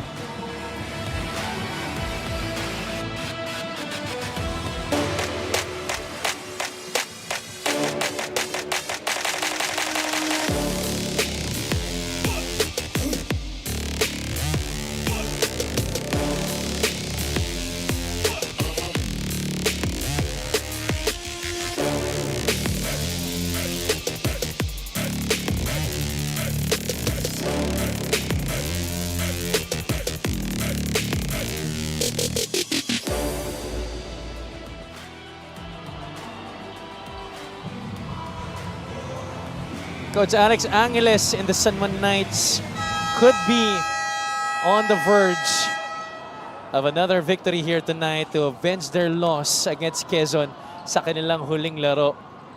They're 21-2 right now. Biñan is 13-10. The Tatak Gel down by 5 points here with 34.9 seconds remaining in this game. Abi Pananya joined by Coach Mike Perez. Miss Mika Abesamis is at courtside. This game has been blockbuster here at the Philoil Center in San Juan.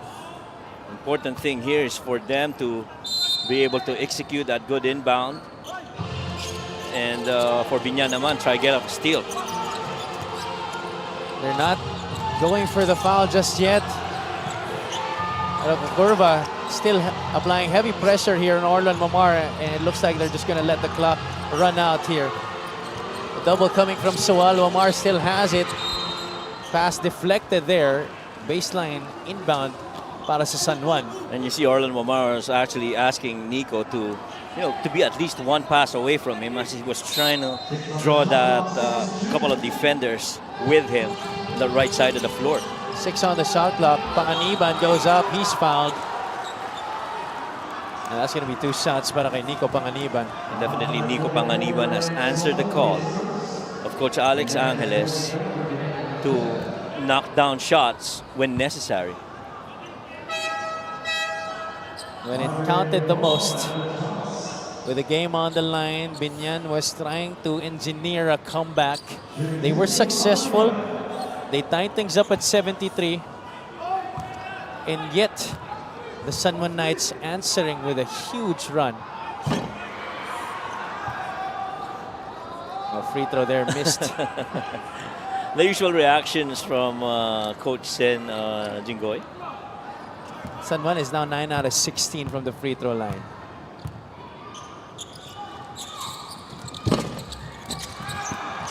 Roca Curva with a rebound after that miss. They get it across, almost a backing violation. So while still pressured here, they force the turnover, and that's going to do it. The Knights will walk away with win number 22 against the Biñan Tatakjel. And this is a win that I'm sure the San Juan Knights would look into, considering how the Biñan team has actually responded, including that third quarter run. Ang ganda ng naging adjustments talaga ni Coach Boy, but they really just ran out of time. And Nico Panganiban really just happened in that second quarter, in the second half. In a battle between both teams that had incredible depth, San Juan landing on top here, and our best player of the game is Nico Panganiban. We had lots of great contributors in this matchup, Coach, but Nico Panganiban hit those shots when it mattered the most. He actually didn't score any points in the first half. He was 0 out of 1 from the field, and he made 6 out of 10 to close out this game. 14 points, 2 out of 2 from the line, 2 out of 2 from 3. And then he had 6 rebounds, a couple of assists, and just an overall brilliant contribution from this young man in Nico Panganiban. He was scoreless in the first half. Oh yeah, Coach. definitely. 80-75 in favor of the Knights. Let's go courtside to Mika Abisamis. Maraming salamat. Congratulations, Nico. Hanggang dulo pinakita mo yung value mo sa wing, no? Lalo na wala si AC. May 6 points ka sa fourth quarter. Kamusta?